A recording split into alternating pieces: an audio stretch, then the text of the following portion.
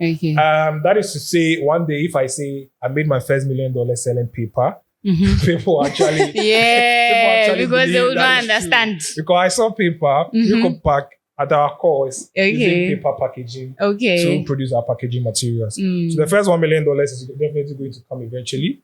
And then the story will be that I made my first $1 million selling paper. Please do believe it when you hear that.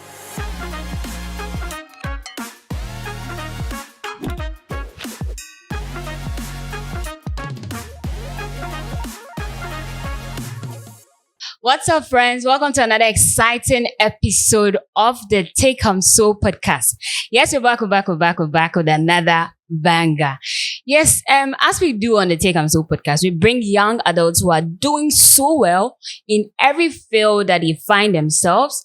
They come tell us about their journey so that you're motivated as a young adult as well. So that whatever you are doing, you enjoy the journey. Or you're crying and fire, you take so because you know exactly. You know that it go be in kakra. Others are doing it. They are starting. So you can start as well. So today we have a very lovely person in the studio. We have you. Let me reserve it. Has anybody recognized the adjective Sewa is using today? Oh, he's a very special friend. Very special to me. Very dear. Way back. Explore the special. Way back in first year. So yes, we have a very lovely friend in the studio, and I am a Rabina, and I'm doing this with the native son. Okay, so we would allow our guest to introduce himself. Drum rolls. Hi, Joshua. Welcome to the Take Home So podcast. Hi, Abena. Thank you for having me. It's so good to see you. Likewise. It's a long time we met and had proper conversation. So I'm happy to be here, and I'm glad to have a very formal conversation with you. Actually smelling like money, Charlie. Yeah, he's money. I smell like money. Show us the way. They say follow who know road. Show us the way now. We're still finding the path, so when we do find it, we show the way. Okay, so tell us, who is Joshua Addai? Well, I think Abna has done with a lot of adjectives in introducing me. My name is Joshua. A lot of people know me to be KAJA. Yes. So way back in primary school, I think I got to know a lot of people having some unique names and some unique personal brands. So I think it was primary 4, and I wanted to carve a name for myself that would be very symbolic and then very unique too. So I was experimenting with a lot of names, using my initials. So I realized Amo Addai Joshua. By then I wasn't using Kwabena a lot. So Amo Addai Joshua, AAJ. It wasn't forming. I said, let me add my local name to it. So Kwabena Amo Joshua there. I was able to come up with KAJA. So away from primary school, my head teachers, my mom, my parents, everyone is calling me KAJA from the house. So basically that's me, Joshua, but a lot of people know me to be KAJA. I think to the many of people that I've had conversation with, they know me to be very entrepreneurial. Yes, I know that. I mean, it wasn't always like this. For most people, as I would say, I was more of, focus on academics.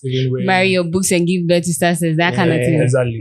So that's what we're doing way back in SHS. And then, it took some friends who you come in contact with, some people you meet who shift your mentality towards the actual issues on ground. And then, that's that. When you get that awakening, you wonder how you ever existed without it. So, exactly. So that's me, Joshua. I'm very entrepreneurial at heart. I love solving problems, and then some way or the other, problems always keep finding its way. The world is always full of problems. Exactly. So once you are somebody who is like solution driven, and then you want to make an impact, problems will always find you unless you're not looking. Yeah. Okay.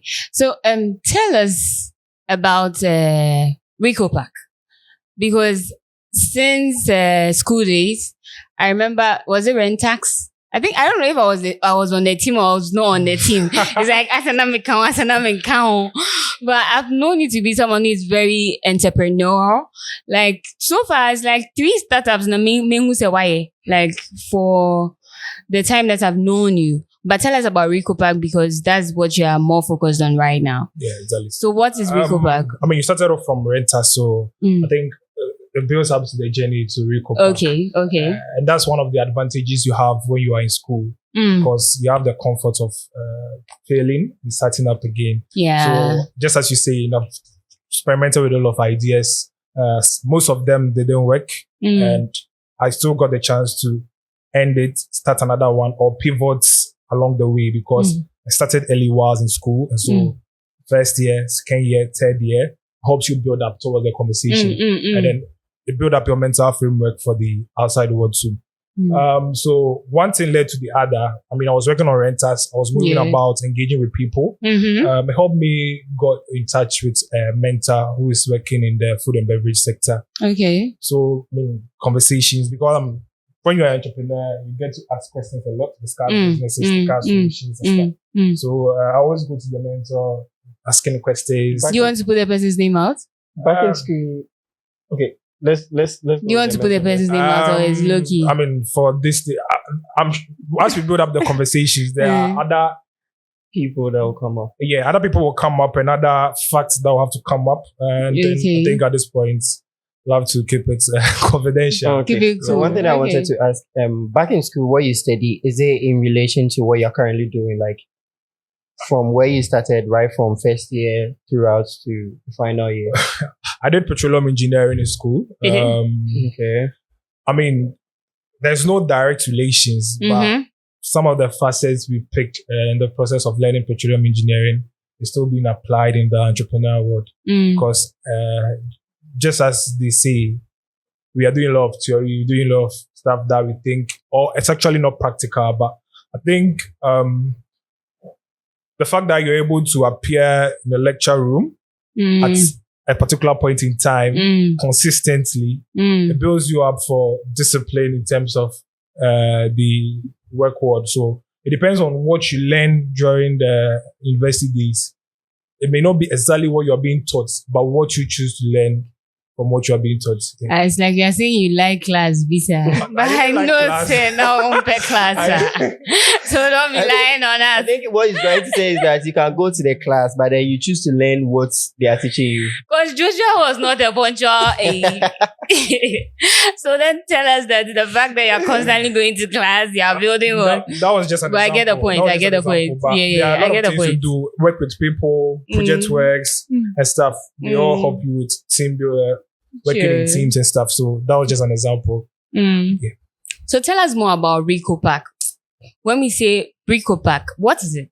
Yeah, so back to the conversation. I wanted to build up the storyline to how it even started about it and how we got here. So, got renters, I got in touch with the mentor who was working in the food and beverage sector.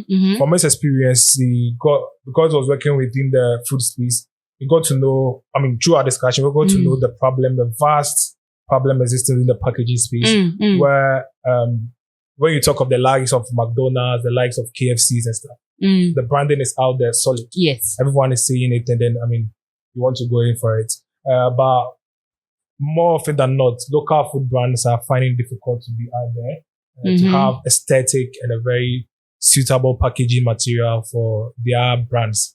So that's why I started off to bring solid packaging materials to local businesses so that we could compete on the global market. And by so doing, we could also market our local delicacies. So imagine if we are able to package some of the local food very nicely, like, because almost every F&B is doing rice. You're able to do some of our local foods and stuff. I mean, it all boils down to packaging and how you market it. So yeah, packaging plays a lot of role.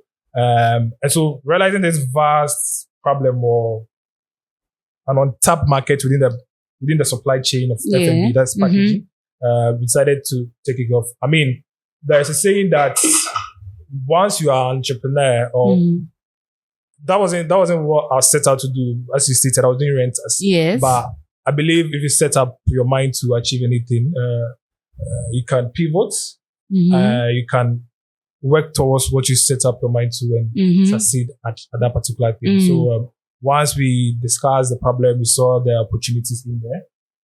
We saw an opportunity to take up that particular space and then fill the void that is existing within the packaging industry. So Reecopack actually wasn't the first name we settled on. I mean, once you have the idea, you come back to how you name it, and then everything else built from there. Your marketing, everything built from there. So we're experimenting with a lot of names, and I think a lot of startups to make mistakes when they want to name their companies. You have to check with the Registrar General Department before you go ahead to name your company. Well, I remember we chose some names.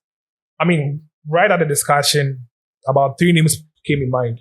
We checked all of them were occupied, so we couldn't use it. So it's good when you are starting, you check with the department to see if the name that you want to give to your business is available. So Reecopack actually is coined from recyclable, eco-friendly packaging. Reecopack. Recyclable, eco-friendly packaging. So the F didn't come in. The F. Eco. It's the F didn't come. Eco-friendly. Eco-friendly is like hyphenated. Okay. Yeah, exactly. Yeah. Before we move on, you mentioned that there's like an untapped market when it comes to packaging, because you mentioned like KFC, you mentioned McDonald's, and then they are like an established brand where they have their packaging already on the market. So was it like Reecopack was to target branding more than sustainability? So as I mentioned my name, we are focusing on recyclability, eco-friendliness and stuff. So sustainability is at heart, but beyond sustainability, we also have to give them the aesthetic looks. Because packaging, one of the reasons why we package food is the brand that it gives to the food. I mean, it goes hand in hand. Package it sustainably, but package it nicely too. So that's what we sought out to do. And then, so we didn't want to do anything plastic too along the line. So right now you're just doing like paper friendly. Right now we're doing basically paper, everything paper with our packaging. So talking about funding, there are lots of people that talk about the fact that when they want to start their companies, they find it so hard pitching their ideas to people to even help them start the company. We hear some CEOs say, I started with 50 pesos. 5,000 plates. 1 CD and a dream and all those things. So if I'm a young startup, startup enthusiast, and I want to start my own company, how do I go out pitching my ideas to people? First of all, I want to tackle this thing that I think a lot of youths, when we hear stories of people who have made it, who have gone through the hierarchy to make it as an entrepreneur, they told their stories.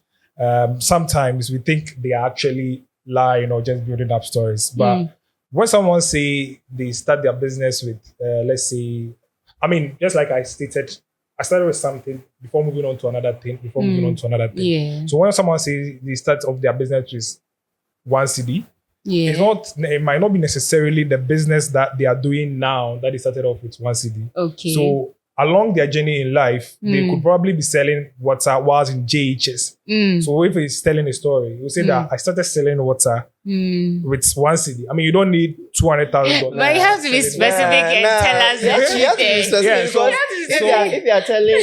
If you are telling everybody that you started with this, right, you should be, specific. Because you all But once you have generalized it for, let's say, if you're a big shot and then you have generalized it like, I started with this amount of money, right? I started with 1 CD and then now I'm here. That will automatically mean that everybody has to start with that. It's because of how we pick our news to focus on headlines. I mean, that's what sells. So when you see, it will be just the quotes of it, but not the full story. Because last time I was at an event and then the resource person was narrating the story. Then I went online, I saw a part of it picked out that I set up my business with this, which is actually true. He was building up a story. Okay. But along the side, while he was in school, he was doing that particular petty job, but to sustain himself to complete school. But that's not what he's saying that built this thing from. But had he not done that, wouldn't have been able to complete school. And then once that came along, subsequently wouldn't have been able to come along. Okay. It's still part of the story. Okay. That is to say, one day if I say I made my first $1 million selling paper, people actually because they will not understand. Because I saw paper, Reecopack at our course using paper packaging to produce our packaging materials. So the first $1 million is definitely going to come eventually. And then the story will be that I made my first $1 million selling paper. Please do believe it when you hear that. Put the headlines when you get the money, remember us. Don't forget that. Don't forget that. Yeah. So back to I think he has to answer that question. Okay. Yeah. Okay. back to Abdullah, your question. Yeah. When people say your network is your net worth, it's not just a cliche. Your network is your net worth. It's not just a cliche. So sometimes we know that some of these things are more or less like cliches. But in the startup funding ecosystem, there's a process that you go through. Okay. The first one you fall on, they call it the 3 Fs: friends, family. Sometimes people say fools, or the two could be referred as fools because they take those set of people to bet on you without knowing whether your idea would work or not. Yeah. So your friends, your family, and few genuine people you come in contact with, which That's true. their term as fools may want to take the bet on. So in my case, just how I started off with the story, I was having a conversation with a mentor. I mean, he was established in the F&B. He's established in the F&B space already. So more or less like, while you're going to work on this, let's use this capital to run the business. And then which means I met this mentor through networking in the university. So just how I started off, your network is actually your network, as people say. I think that's a true statement. And then you should try as much as possible to be out there engaging with people. I mean, friends and stuff that you are in class with, you may not know who lead the next conversation that will bring out the next big idea. So that's very true. That's how our funding for Reecopack came about, from the mentor. I'm actually working on the business with the mentor. Okay. That's very true, because when we started the podcast, it was basically our friends that were supporting us. Our friends and family that were liking our videos, that were sharing our videos. Our production team is like network. Exactly. You know, you go to work, you meet this particular person. Hi, how are you? Then you get to know the person. That person becomes your network. So, Charlie, put yourself out there, get to know people. Oko event, I know your home auntie, so then you're always in your corner. Network, step out of your comfort zone, because your network is your net worth. From Joshua Addai.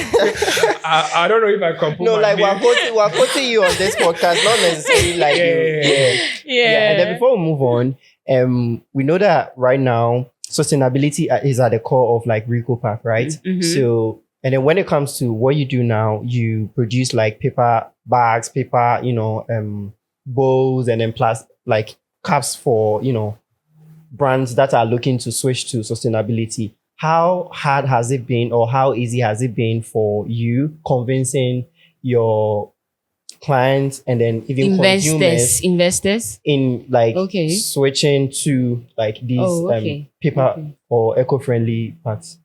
I think one of the reasons why a lot of people use plastic is because of its availability and affordability.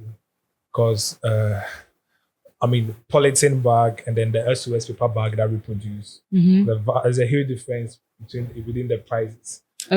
So when you want to convince typical food vendor who probably is not having a lot of margins on their food item to switch, to add cost of packaging to cost of production, sometimes the conversation, I mean, not sometimes, it becomes difficult. So as someone starting, or as Reecopack is starting, you have to we focus on established systems.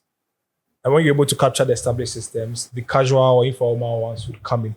Which ones are the established systems? You have restaurants that do fine dining. We have restaurants that, I mean, they probably want to get there, but they don't have access to solutions, or they probably have someone, but not at a very competitive price that we offer. So that's where we target, and that's where we start off. So there are established brands, and then where you start off to matter, because there are some affluent communities that that if you're a restaurant operating within this vicinity, you should actually be able to meet the standard of the consumer base you're serving. And so you have to up your game in terms of packaging and not just your food content. So a lot of people, price is a factor, but I mean, they say it's not only sustainability we are communicating branding. So people want it to look nice. People sometimes buy not because it's sustainable, but because it looks nice when they package their items in our packaging material. So yeah, that's why from us, I was saying the aesthetics is one of our value proposition, and then the sustainability. Of course, though we're talking about sustainability, but to typical businessman, the numbers game. If it makes business sense to me, I buy it. If it doesn't, to help And with your then, sustainability. do you think that when we educate like people, our mothers, our siblings, and then even the general public out there on, switching to using these eco-friendly and then even healthier packaging, will it help? Like, do you think we need to do more with education? Because I feel like one time, okay, let me just give you a backstory. One time I carried a tote bag to go and buy water, right? And then the woman was like, polythene, a bet you. And I'm like, oh no, and your polythene, A bag. a bag. And I'll say, oh, we dey omo nya wa ha abro chepe na me hu so omo ye. And I'm say, oh, I say so omo ye because polythene are dorsal. Right now, for dustbin collectors to pick your dustbin, it's sometimes very, very hard. So do you think that there is more education that needs to be done rather than affordability when it comes to people selling? Of course, I think with every paradigm shift, education plays a very crucial role in terms of getting people to adapt. Exactly. For a lot of people, except of course some of our mothers that you mentioned, for a lot of people, the education is out there. I mean, Reecopack, as part of our activities, we do educate, we do advocate for sustainability. But from our experience, realize that when you are sales pitching the client or the customer, it's more of price action. How much will it cost? How much will it cost? You get it? Because currently maybe he's using a styrofoam bowl or a plastic bowl. What's the styrofoam bowl? The white one that the white one that breaks the. Is it the takeaway? The takeaway. So just say takeaway boy. Is it the takeaway? Lamb Did you know? Did you know? Yeah. Just say takeaway. You see the white one that they package our food. That's the styrofoam bowl. Yeah, take away anything you could take away. Stick away. Yeah. So I mean that's what a lot of people use, and then that's relatively cheaper compared to the kind of packaging materials we'll provide you. But you realize no big restaurant chain serve their food item in a styrofoam bowl. And rarely do they sell in plastic packaging. Yeah, that's true. Because once you go to I mean there's a lot of what you got pressure groups out there who want to make sure your company is meeting it or reducing its environmental footprint, and then it does actually influence some consumer-based purchases and stuff.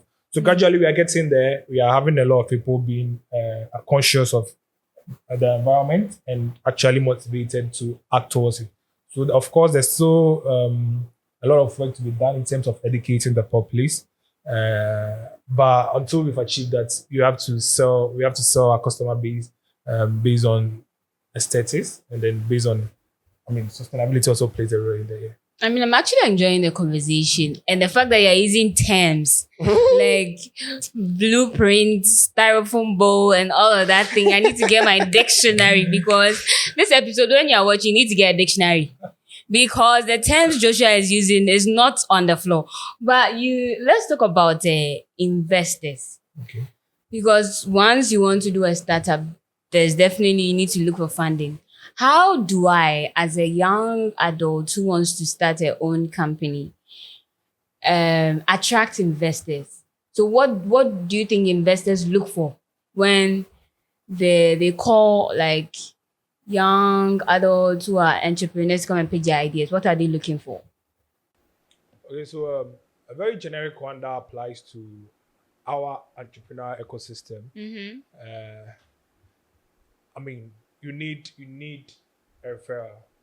I think from experience, if you are doing like before you can even get a meeting within our current ecosystem, like not even just within our ecosystem. Follow no rule. Within the entrepreneurial landscape, you need a referral to secure an audience with an entrepreneur that's actually prepared to give you a listening ear.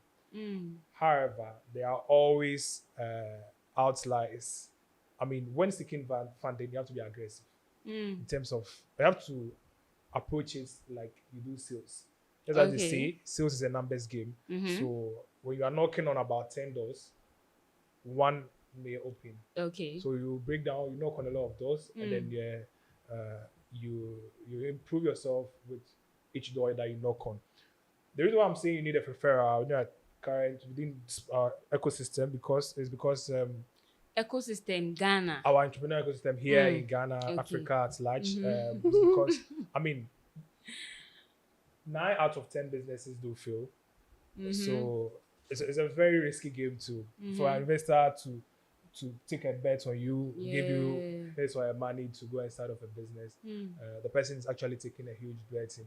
And the reason why I'm also saying it's a referral is because more often than not, especially when you are starting, they're just taking a bet on you, and then they are giving you the money because they know you, they believe in you, and it may not necessarily be the idea that you are working on. Okay. They're investing in you, the person, and before someone could invest in you, the person, more often than not, because probably you've had a conversation with the person. In my instance, had a conversation with a mentor who saw me for what the worth I had, or you've had someone refer you to the person that this person is actually good in these areas, so I believe we can take a shot with this person. Okay. So I mean, without those referrals, without the conversation coming in, it becomes difficult for someone to take a bet on you like that. So that is where open competitions still come in, because now there are calls for applications that fund innovations. Yes. But some of these are limited to some thematic areas. That's true. So for example, if you are operating an FMB, it would be very difficult to get some of these funding in, let's say, an application that is calling for climate smart innovation, fintech innovations and stuff. So I think we are very disadvantaged in our part of the world, in that there's few established VC firms where you could work in, irrespective of the background of your business idea. You don't have to wait for a call for a solution where it's more or less like we are competing for a fund. Meanwhile, businesses have different problems they solve, a different way they generate revenue. So if we are always doing it as a form of competition, and then like I have to compete against the next person to win that particular fund. I mean, of course, the business world is a competition. Definitely. But in this particular case, the fund, I mean, it's not like there's a cap as to the funding they are giving. Like a criteria? A criteria, and whether your business, whether that fund is enough for your business, or, I mean, there could be two people with a very solid business idea. Yes. But they will tell you we are selecting one, so you don't get to be selected or something. But whereas when there is an established VC firm, I come there, I tell you what I want. We do that, we negotiate, we go through. If I'm able to convince you as an investor, you need not to even listen to the next person before you read mine. There and there, we could strike a deal. Okay. Give me whatever amount I'm asking for, $50,000. The next person could come in, explain his business. If it resonates with you, cut the next person a check. So, I mean, we all have a fair chance of securing our funds or securing an investment to start off.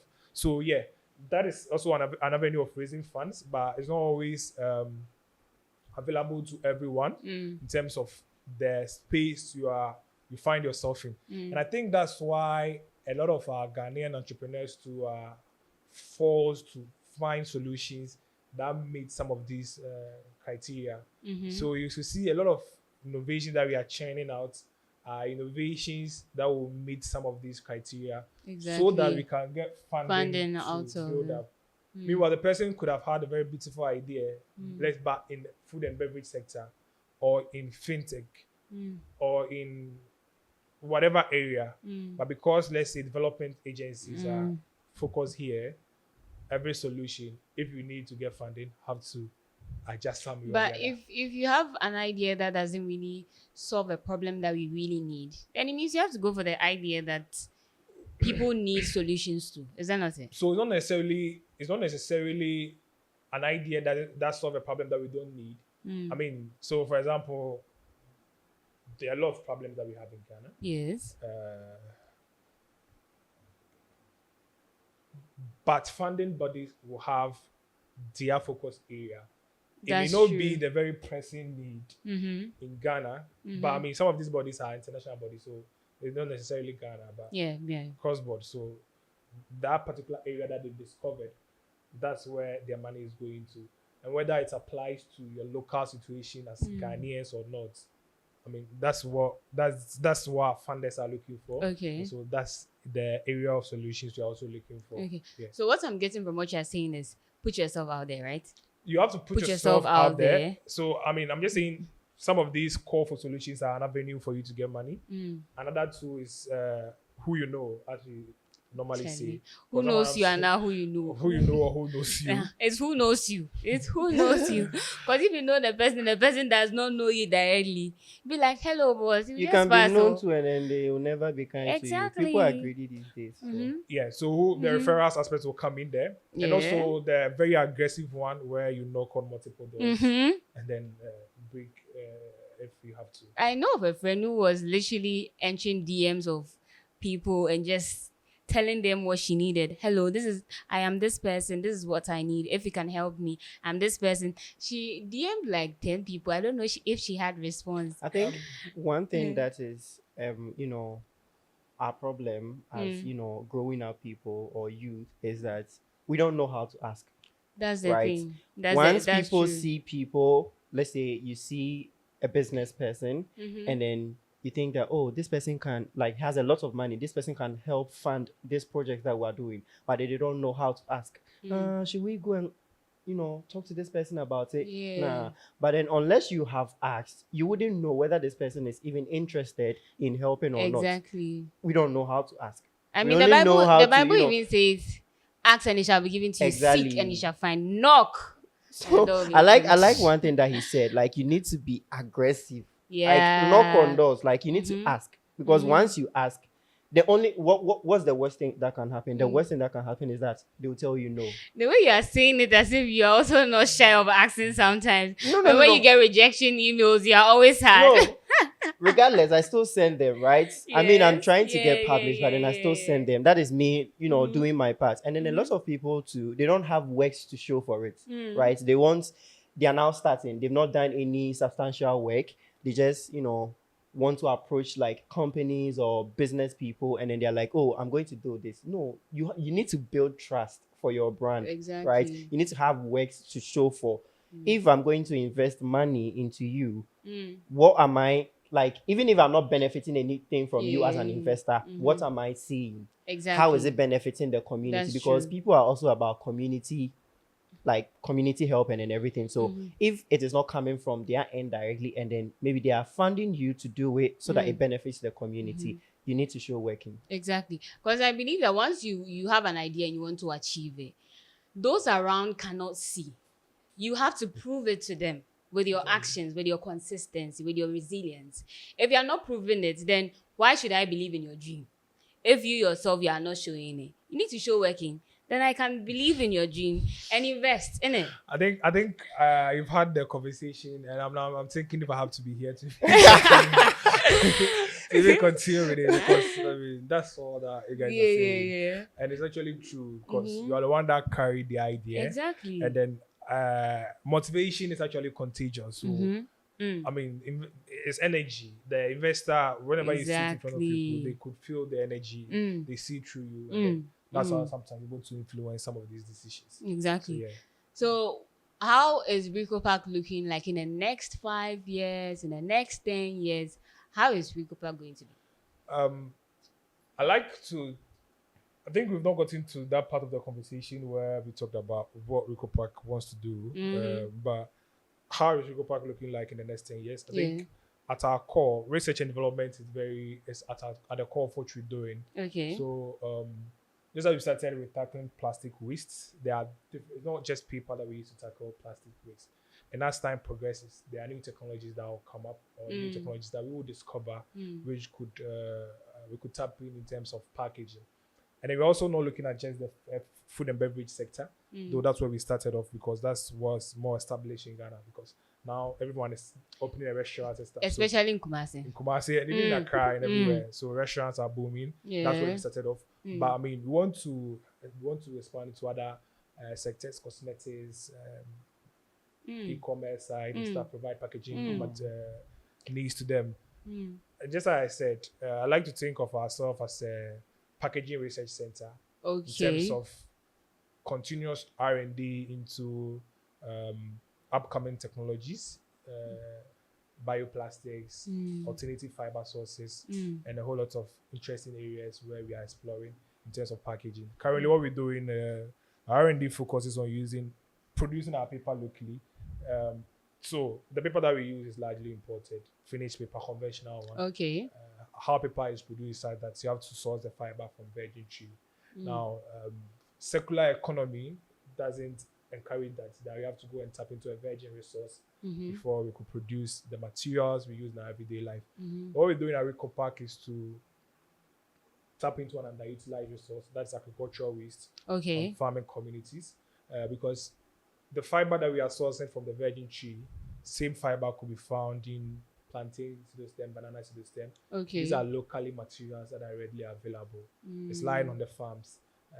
And so we are working with the farmers to extract the fiber for our paper production and our eventual packaging materials. That's impressive. I literally saw a video of you in a farm where you were holding is it the banana or plantain? Exactly. So we are working with farmers in Agogo. So Agogo farming community said that they grow a lot of plantain and banana.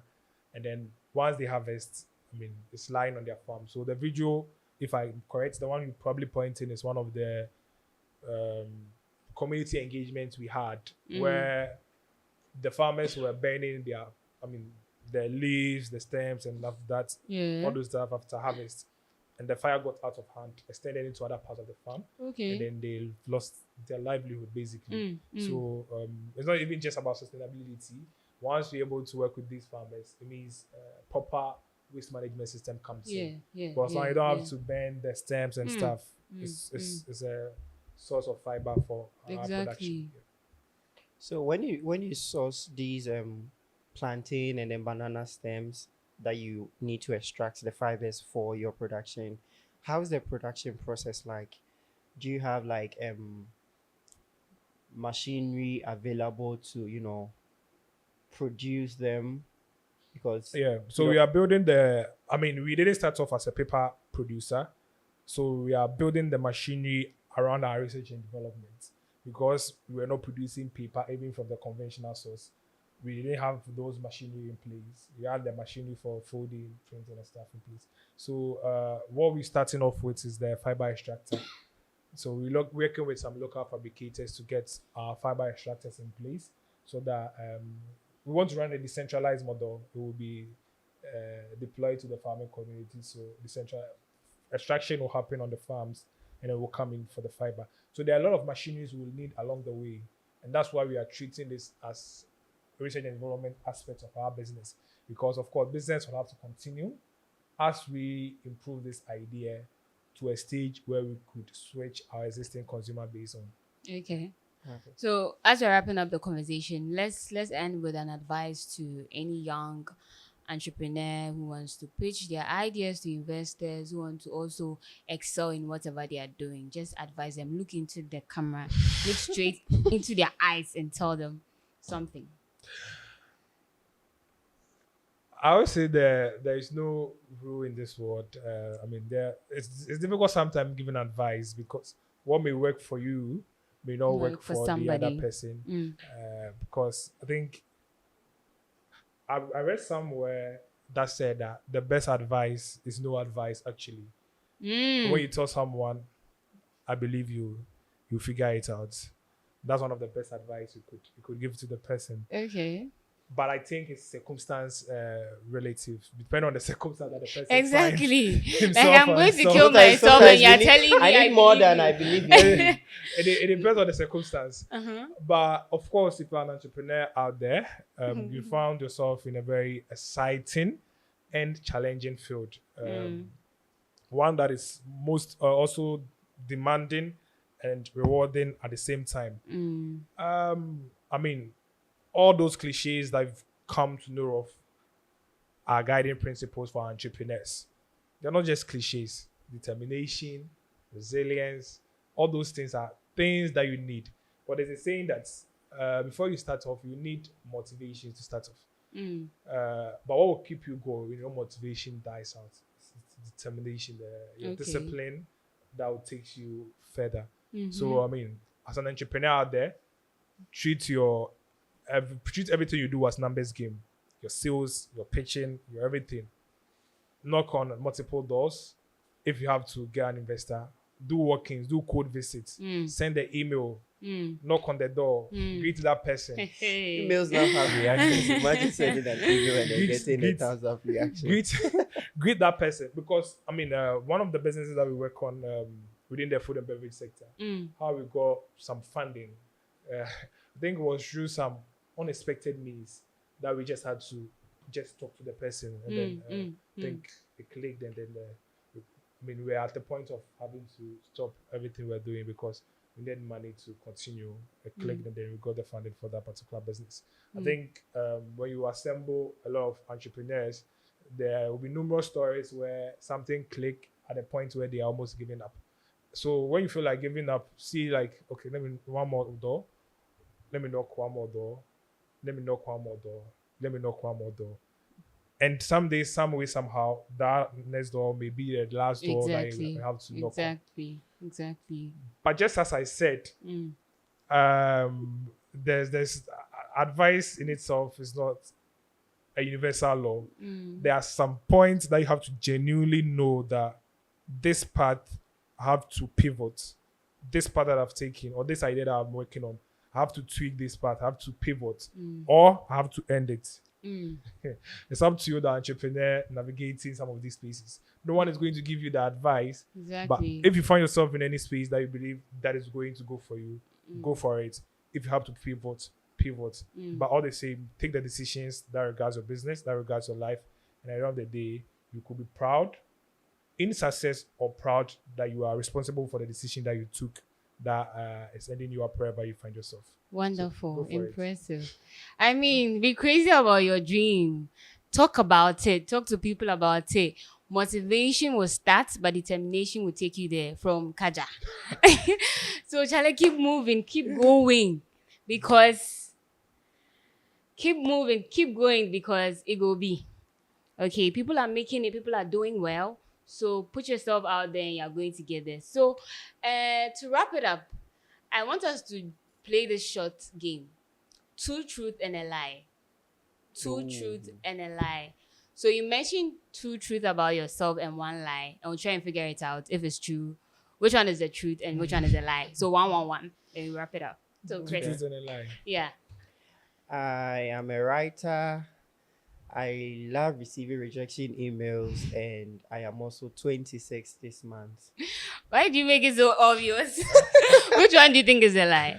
No one likes being rejected. Exactly. So that was a lie. So let's do Joshua. I am waterphobia. My name is Joshua. I solve a lot of problems. So try and figure out the lie. Obviously, the first option is a lie. Exactly. He solves problems, and then his name is Joshua. So the first one, what Waterphobia. I actually like swimming. Exactly. So I'm not waterphobia. Okay. So I'm a voiceover artist. I have a boyfriend, and I'm a communication strategist. Oh, there is no lie here, is there? I can't see a lie here. There is no lie here. There is no lie here. I don't want to tell us that she's gnashing, so yeah, No. I'm very single. No, Send a there is no DM. lie here. For this one, I don't see a lie in there. She just gave us truth. There's a lie. There's a lie. There is no in there. lie here. Don't you do like voiceover? I do. Aren't you in a relationship? No. The last time you mentioned you were talking. That's not a relationship. You are in a relationship. No. Every ship is a ship. No. You are in a relationship. No. See you denying your boyfriend on this podcast. I've never told you I have a boyfriend. Okay, so thank you so much, Joshua, for coming. Let us know about Reecopack. Where can we find Reecopack in case if we want to partner with you as a food industry? Where can we find Reecopack? Yeah, so on all social media platforms. Okay. It's Reecopack. I mean, fortunately enough, we have a very unique name. So once you type Reecopack, it's popping up. Our website to reecopack.com is available. And then, I mean, socials, our websites. My name is Joshua Addai is on LinkedIn. We can always connect and then carry out conversations and take it on from there. Interesting. So, do you want to wrap it up first? Yeah, wrap it up. Okay, so this has been the Take I'm So podcast, and thank you so much for watching. Thank you so much for streaming, and do well to subscribe and comment and rate us on Apple Podcasts and Spotify. Thank you so much for watching and listening to the Take I'm So podcast. We had Joshua Addai, the founder of Reecopack, and I am so inspired, to be honest. I'm really inspired that whatever dream I have, I should put it out there, talk to people, and definitely help is going to come. So don't forget to follow us on our social media platforms at takeamso_pod and subscribe to the channel. Subscribe. We love the subscription so far, but keep it up. We need to hit 1K. So keep subscribing. Subscribe on Apple Podcasts, on Spotify, and rate us on Spotify so that people can get to know us. And this is where we wrap up. So on 3, 2, 1, we say Take Am So. 3, 2, 1, Take Am So.